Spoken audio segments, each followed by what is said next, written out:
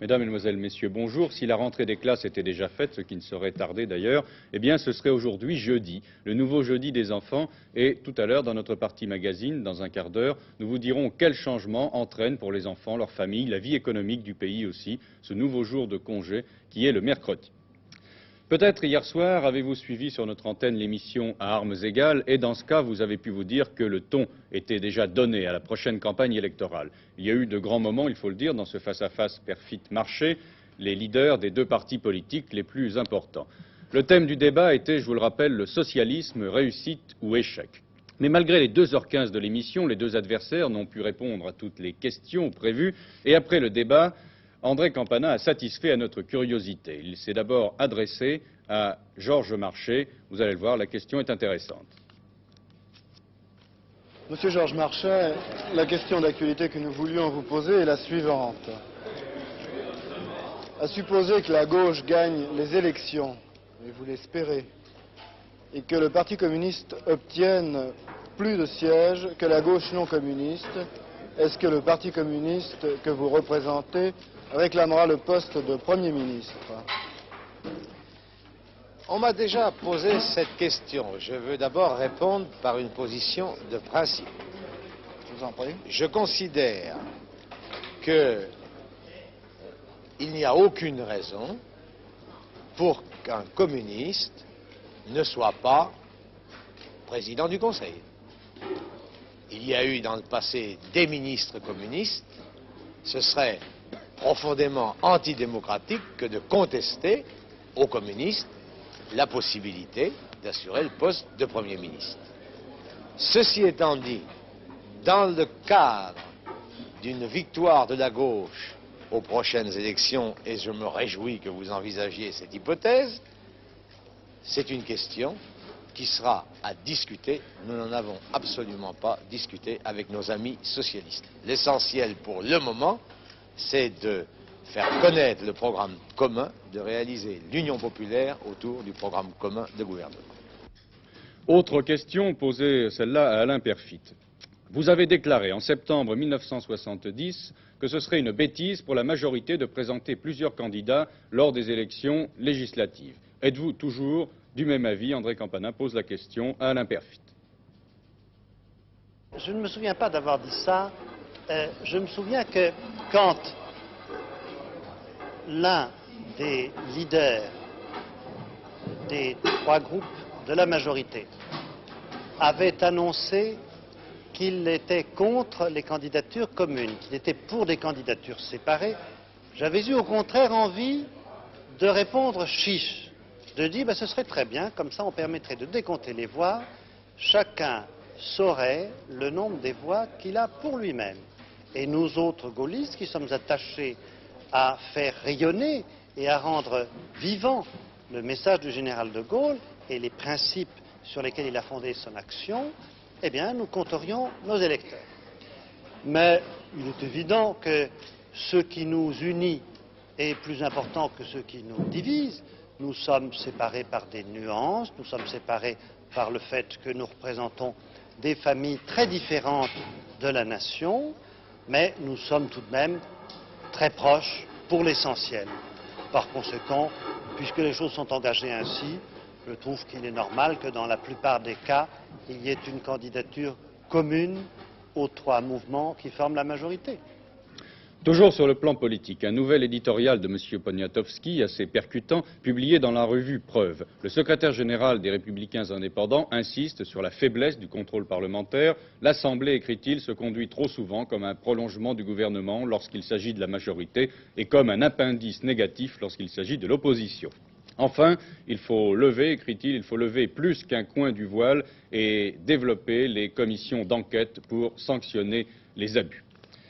Les syndicats CGT de l'usine Renault-Billancourt protestent. La régie a décidé de procéder à quelques chômages techniques pour rééquilibrer les productions. Certains modèles se vendent plus, d'autres moins, et en particulier les exportations des petites cylindrées sont en recul. Il faut donc forcer la cadence dans certaines usines, la baisser dans d'autres, mais les jours chômés ne doivent pas être payés à 100%, mais à 54% seulement, et ce matin, un meeting était organisé à Billancourt.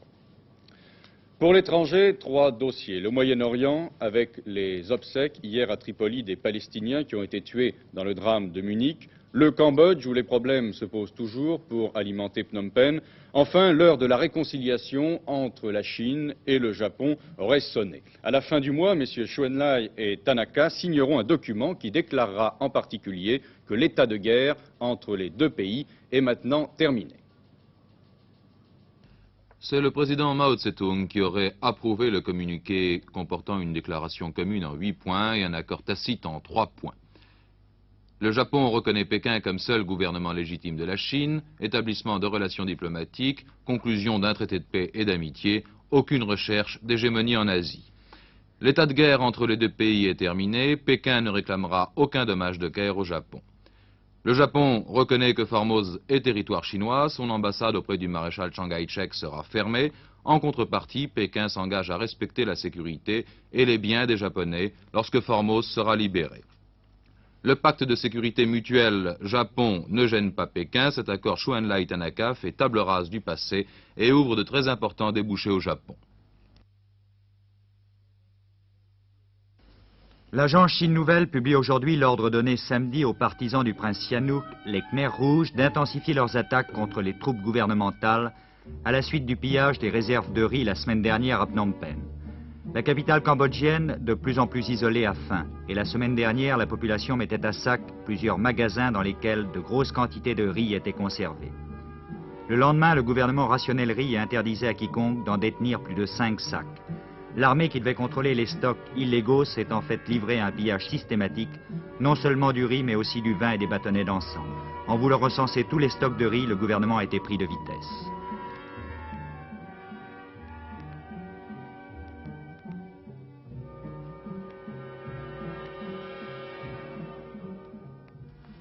Hier soir à Tripoli, plusieurs dizaines de milliers de personnes ont suivi dans une atmosphère de profond recueillement les 5 cercueils drapés aux couleurs palestiniennes des Fedayines tués à Munich. Le colonel Kadhafi et le premier ministre Jaloul n'ont pas suivi le cortège funèbre à travers les avenues de la capitale libyenne. Ils n'ont pas non plus prié à la mosquée Bourguiba ni assisté à l'inhumation au cimetière. Au cours des allocutions prononcées lors de la cérémonie, le représentant du FAT, M. Abou Tarek, déclara que le peuple palestinien ne capitulera jamais et luttera jusqu'à la victoire finale. Paroles de violence qui tranchent avec les paroles de paix des étudiants arabes de Genève, présentant leurs condoléances aux familles de toutes les victimes et faisant appel à l'opinion mondiale pour que soient reconnues les aspirations d'un peuple longtemps oublié. Les réunions européennes de Rome se sont achevées hier, vous le savez, par un accord général sur la tenue du sommet européen à Paris le 19 octobre. Mais ce n'est que vendredi, au cours du Conseil des ministres, que le président Pompidou prendra la décision d'inviter à Paris les chefs d'État ou de gouvernement du marché commun, qui comptera, vous le savez, 10 adhérents le 1er janvier 1973. M. Schuman était plutôt satisfait à l'issue de la conférence. M. Giscard d'Estaing, pour sa part, l'était aussi, puisqu'il y a eu un accord en vue de la création d'un fonds de coopération monétaire. Faut-il en attendre la disparition soudaine des crises monétaires au sein de l'Europe des 10? Je pose la question à Michel Tardieu, qui se trouve déjà à la bourse. Michel Tardieu. Oui, tout dépend de ce qu'on attendait de cette réunion de Rome. Si cette réunion de Rome devait aplanir les difficultés existantes entre les 10 et entre la communauté européenne et les États-Unis, il est évident que pas grand-chose n'est changé après elle.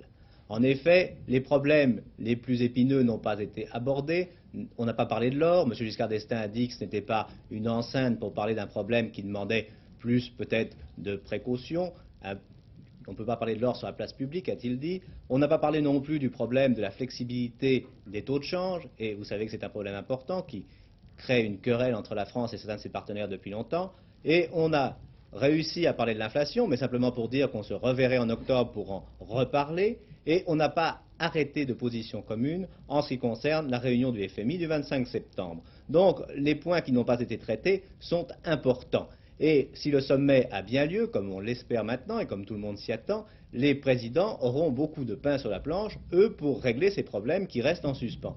Alors comme vous l'avez dit, on a décidé de créer un fonds commun de stabilisation d'échange pour permettre d'agir ensemble sur le niveau des monnaies, mais on ne sait pas de quelle importance seront les capitaux dont disposera le fonds. On ne sait pas non plus dans quel délai les pays devront rembourser. Il reste là aussi beaucoup de détails à mettre au point, et des détails très importants, car un Allemand a pu dire hier, un membre de la délégation allemande a pu dire que rien n'était changé, et il le disait plutôt avec soulagement, car les Allemands ont un peu peur d'être les fournisseurs de ce fonds. Voilà ce qu'on peut dire aujourd'hui. À vous, Jean-François. Bien, à tout à l'heure, alors, pour la bourse et ses réactions. Demain à Paris, nouvelle réunion franco-britannique consacrée à Concorde. Le carnet de commandes s'élève maintenant à 12 appareils, 4 pour la France, 5 pour la Grande-Bretagne, 3 pour la Chine et probablement bientôt 3 commandes supplémentaires pour l'Iran. De belles images du ciel maintenant que nous envoient nos camarades de Clermont-Ferrand. Il s'agit du championnat de France de parachutisme qui se dispute depuis quelques jours déjà à Vichy. Et vous allez le voir, ce n'est pas toujours facile de sauter en parachute.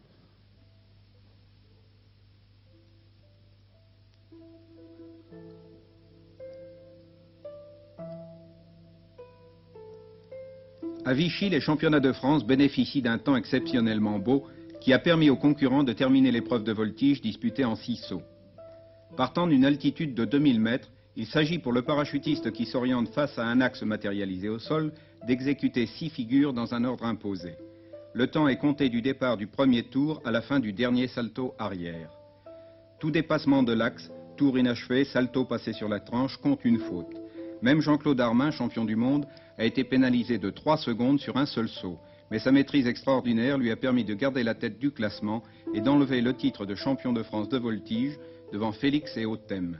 Chez les femmes, Arlette Binet se place première devant l'Allemande Barbara Karkoschka et Danielle Lafitte.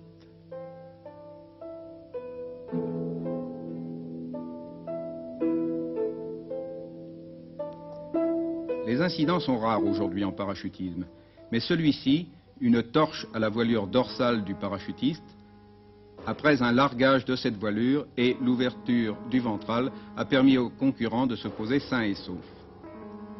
Après les épreuves individuelles de précision d'atterrissage, des sauts de groupe par 4 parachutistes ouvriront un match international France-République démocratique allemande. Une compétition très disputée où les atterrissages au centre de la cible ne manquent pas. Ces sauts de précision se font à partir de 800 mètres d'altitude, l'ouverture du parachute étant provoquée dès la sortie de l'avion.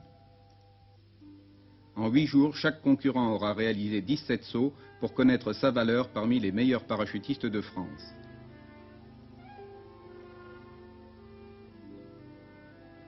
Une compétition qui durera jusqu'à dimanche sur l'aérodrome de Vichy.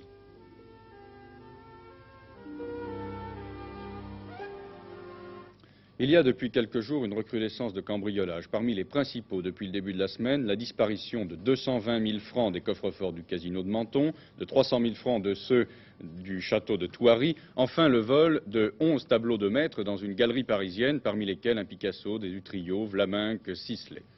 Mais le tronc de l'église de Plélan-le-Grand, en Ille-et-Vilaine, était trop bien protégé. Le curé y a relié un système d'alarme qui déclenche les cloches. Et c'est ainsi qu'hier, le sacristain a pu livrer à la police un garçon de 22 ans qu'il avait surpris la main dans le tronc. Notre magazine, aujourd'hui tout à fait dans l'actualité, c'est aujourd'hui jeudi avec Maurice Bruzek.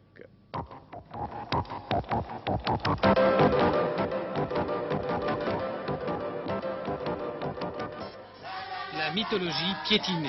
Jupiter, dieu des dieux, chassé par Mercure, dieu des brigands. Jeudi étant, comme chacun sait, le jour de Jupiter et mercredi, celui de Mercure.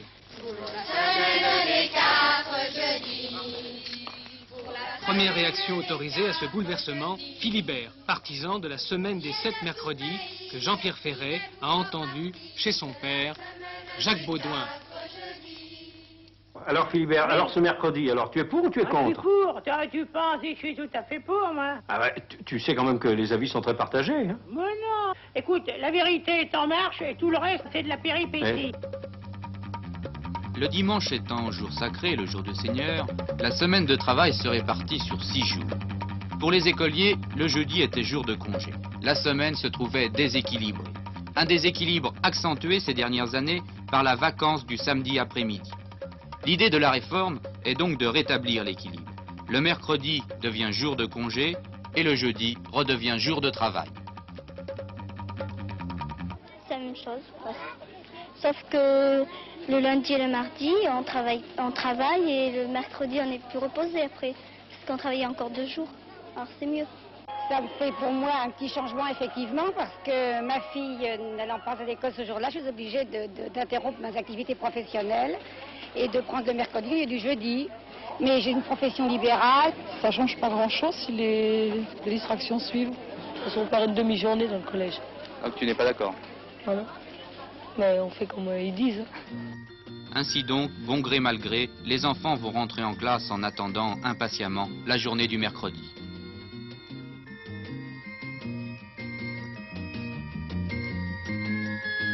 Il est juste de dire que les parents, dans une énorme majorité, ne voient aucun inconvénient dans cette nouvelle formule. Les professeurs, quant à eux, sont plus réservés. Mais dans cette affaire, il faut d'abord penser aux enfants.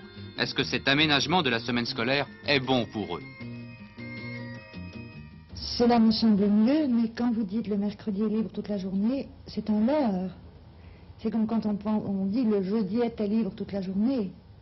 Le jeudi est rarement libre toute la journée, tout au moins à partir de la 4e.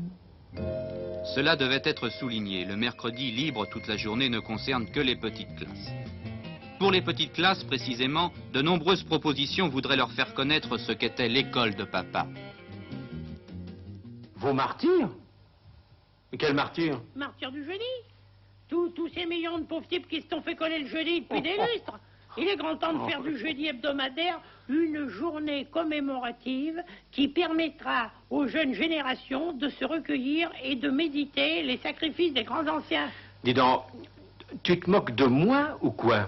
Mais pas du tout, au contraire. Je veux même te dire autre chose. Depuis le Moyen-Âge, au moins, on a parlé aux petits de l'homme de la semaine des 4 jeudis comme si c'était question de trier des lentilles avec des gants de boxe. Eh bien, c'est presque fait. Et tu vois, je vais te dire, ce sera l'honneur de notre génération de l'avoir mis sur les rails. En attendant cette grande œuvre, les nouvelles générations profitent de leur dernière journée de vacances.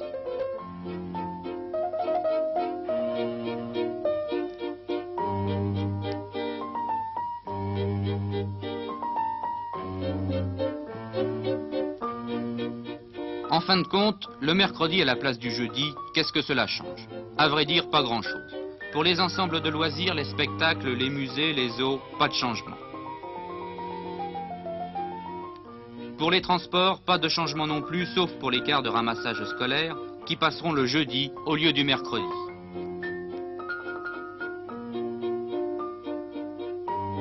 Pour les stades, gymnases, cours de tennis, les compétitions du sport scolaire et universitaire se dérouleront le mercredi au lieu du jeudi. Et les associations corporatives qui s'entraînaient le mercredi s'entraîneront le lendemain. Cela n'a aucune importance pour la clientèle des piscines. Comme vous l'imaginez, la clientèle des piscines est surtout composée de jeunes. Or, ces jeunes fréquentent nos piscines surtout dans le cadre de l'enseignement obligatoire de natation avec leur collège. Ils venaient jusqu'à présent le mercredi, ils viendront dorénavant le jeudi. Le mercredi, les piscines seront donc ouvertes au public. Auront-elles moins de clientèle? Il faut reconnaître malheureusement qu'elles n'en ont jamais beaucoup. Mais c'est là une autre question. Que vous ayez votre jour de repos le mercredi au lieu du jeudi, moi alors franchement, je ne vois pas du tout ce que ça change. Hein? Ça change tout. Avant, quand on arrivait à l'école le lundi matin, on savait que c'était carbonisé jusqu'à mercredi soir. C'était la traversée du désert, tu comprends? Tandis que maintenant, à partir du mardi midi, on va pouvoir commencer à compter nos billes.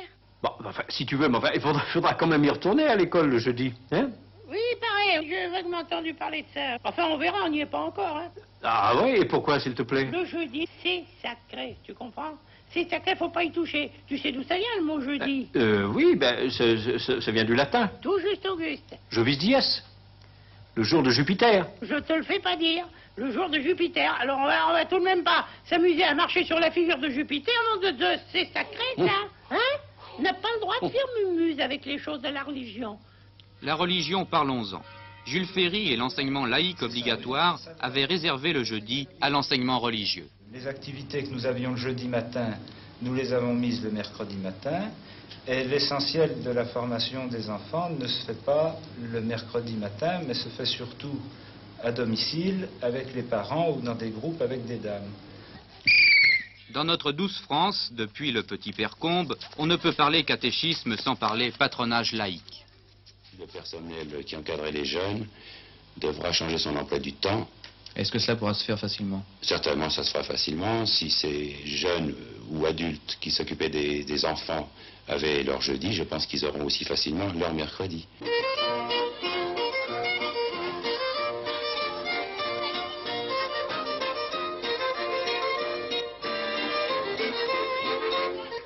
Il y a des conséquences auxquelles on ne pense pas au premier abord. Les grands magasins, par exemple, ils devront résoudre des problèmes de réapprovisionnement et de renforcement des ventes. Et les académiciens, immortels, donc toujours jeunes, devront-ils changer leur séance du jeudi en séance du mercredi? Et les médecins qui consultaient le jeudi à cause des enfants? Pour le médecin, il y a que des petits changements matériels, c'est tout. Il faudra changer les constellations du jeudi et les reporter au mercredi. Et changer les plaques des médecins, des chirurgiens dentistes et des ordonnances. Cela n'a l'air de rien, mais une plaque de médecin coûte environ 200 francs. Si 20 000 médecins sont obligés d'en changer, cela représentera une dépense de 4 millions de francs, 400 millions de centimes. Attention, les choses se compliquent. Si le mercredi remplace le jeudi, il reste une demi-journée en déséquilibre. La réforme laisse le choix pour la placer dans l'un ou l'autre plateau de la balance. Niort, ville cobaye.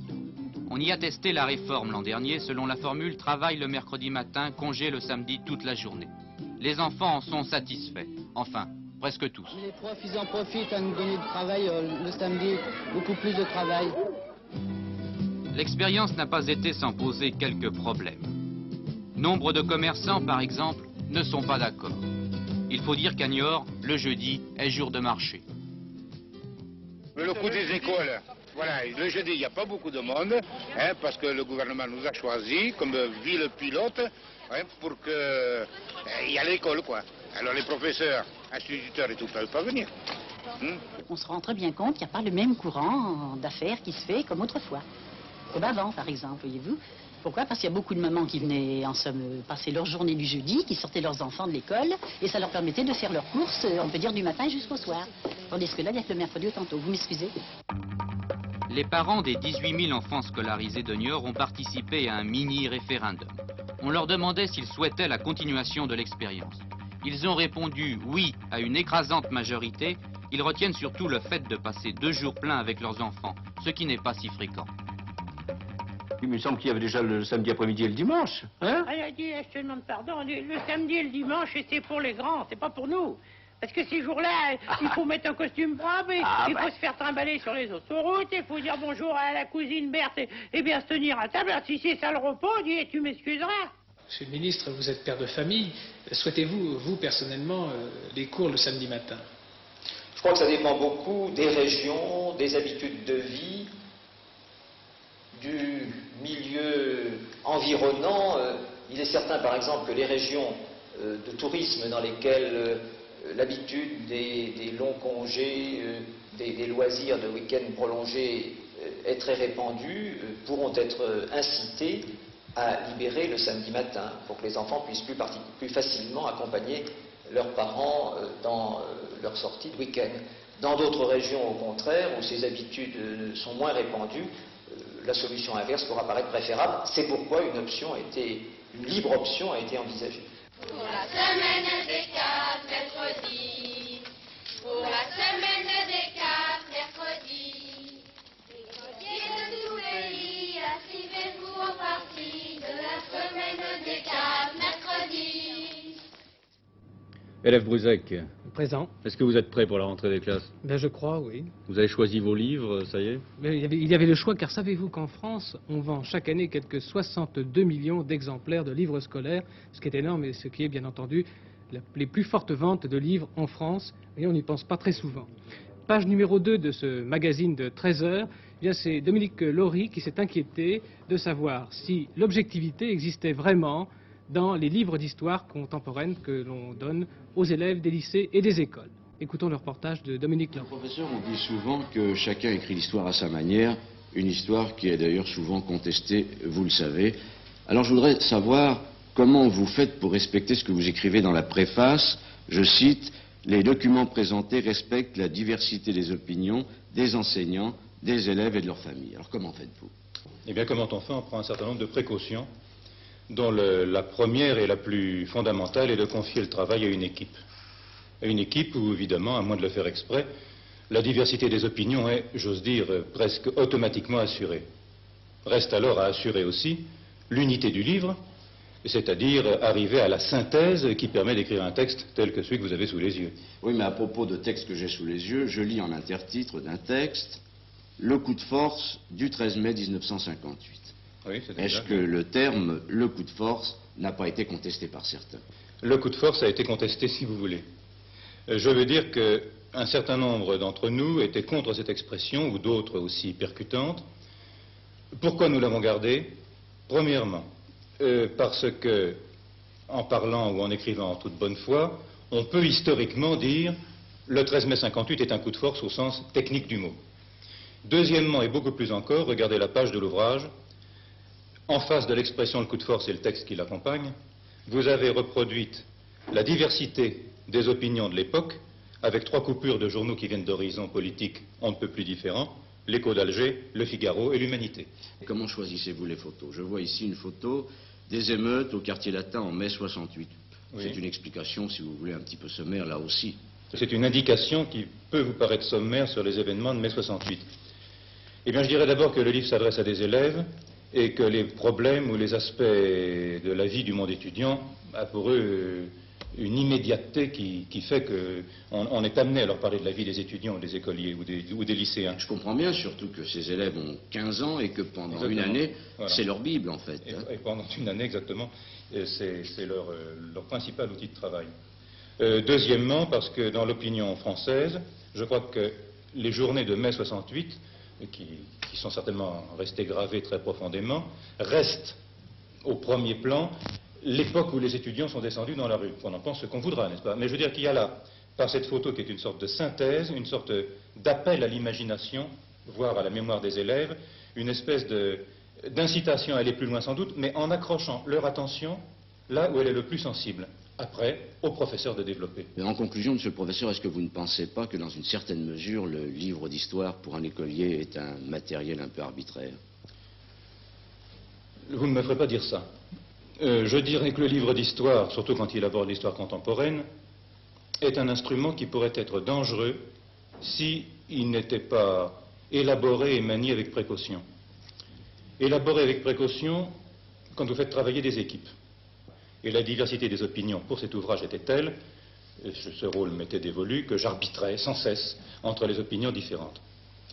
Deuxièmement, je dirais que ce qui sauve, ou ce qui permet de faire les livres avec tranquillité, c'est que sur le marché, parlons marché si vous voulez, il se trouve en même temps 5 ou 6 livres concurrents ayant à peu près le même niveau, la même valeur, et que les professeurs qui choisissent en toute liberté les ouvrages pour les élèves dans les années d'enseignement qu'ils vont avoir à exercer, les choisissent, je répète, en toute liberté, et choisissent donc en fonction de ce qu'ils jugent le meilleur pour leurs élèves.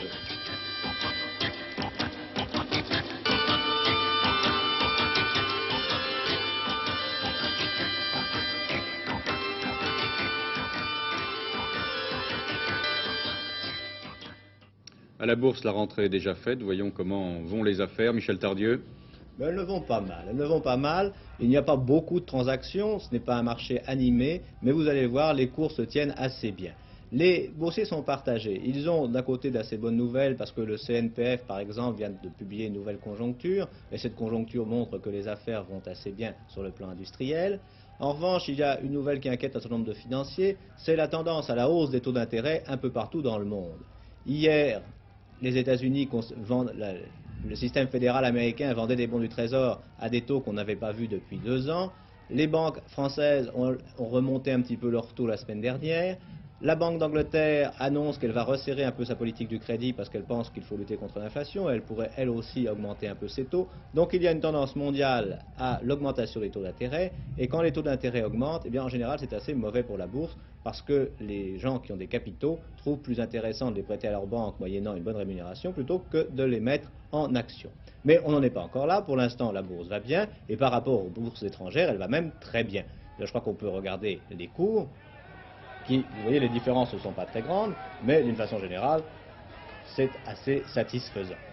En tout cas, je le répète, surtout comparé aux valeurs, aux bourses étrangères. Bull ne bouge pratiquement pas. Vous savez que dans 8 jours, on va introduire à la Bourse de Paris l'associé américain de Bull, Honeywell.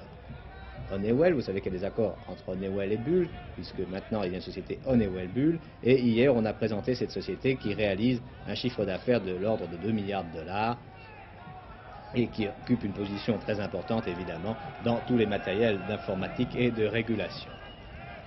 Bâtiments, travaux publics, l'ensemble est irrégulier. De façon générale, les chiffres d'affaires des sociétés de ce groupe sont en progression assez sensible, des progressions qui vont même parfois, qui dépassent parfois 20% pour le chiffre d'affaires du premier semestre 72.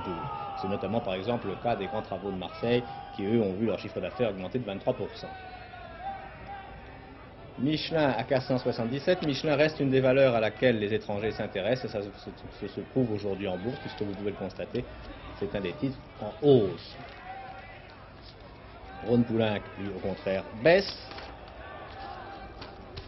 Citroën, que nous allons voir apparaître à 99, gagne 1 franc. À signaler que la coopération entre Audi, Ennessu et Citroën trouve son terme. Vous savez que Audi, Ennessu et Citroën avaient passé des accords avant qu'il y ait d'ailleurs les accords entre Citroën et Fiat, les accords pour la mise au point du moteur rotatif Wankel. Eh bien, rien ne va plus entre les deux associés. Ils abandonnent ce projet. Audi Ennessu reprend sa liberté, Citroën aussi. Du côté de Citroën, il semble que les associés italiens de Citroën, Fiat, trouvaient que la mise au point de ce projet Wankel était bien coûteuse. Vous avez aperçu au passage de Beers qui annonce une progression très sensible de ses bénéfices. Au premier semestre 72, le bénéfice avant impôt se serait élevé à plus de 103 millions de rand, alors qu'il était de 62,9 millions pendant la période correspondante de l'an dernier. Parmi les titres qui se distinguent, eh bien, il y avait hier Moulinex, qui était en progrès sensible. Aujourd'hui, le titre continue à progresser. Vous le voyez à 3240 contre 3185 hier. On est nettement au-dessus des plus hauts. La société vient d'annoncer un bénéfice net record de 30 900 000 francs pour le premier semestre 72 contre 15 500 000 l'an dernier, c'est-à-dire presque un doublement. Quant aux augmentations des ventes du premier semestre, elles sont de 53,8%. Vous voyez que si le titre bat des records en bourse, ce n'est pas sans raison économique. CIT Alcatel est aussi en progrès. CIT Alcatel vient de passer, mais je crois qu'on peut continuer à balayer d'autres cours, CIT Alcatel vient de passer un contrat de 6 millions de dollars aux États-Unis. C'est un des plus gros contrats jamais passés par la construction électrique française aux États-Unis. Vous savez que CIT Alcatel est une filiale de la General Electric. Sur le marché de l'or, on baisse légèrement, très légèrement. Je crois qu'on perd 4 francs sur le kilo de la barre. En revanche, sur le lingot, on perd un peu plus puisqu'on est à 10 550 alors qu'hier, on était à 10 650, je crois. Je ne me souviens plus du cours d'hier. Oui, c'était 10 650, donc on perd 100 francs sur le lingot. Ici, la Bourse de Paris. À vous, Jean-François.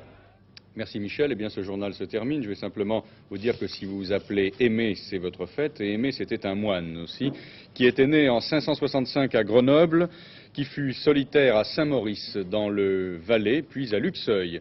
Il était venu évangéliser le pays qui devait devenir Rémy-Raymond. Il fonde sur le Saint-Mont un monastère double, moine au bas de la montagne et religieuse au sommet. Et il est mort parmi tous ces moines un 13 septembre vers 628. Voilà, 24 heures sur la une, vous souhaite une bonne journée. Prochain rendez-vous à 19h45. Au revoir.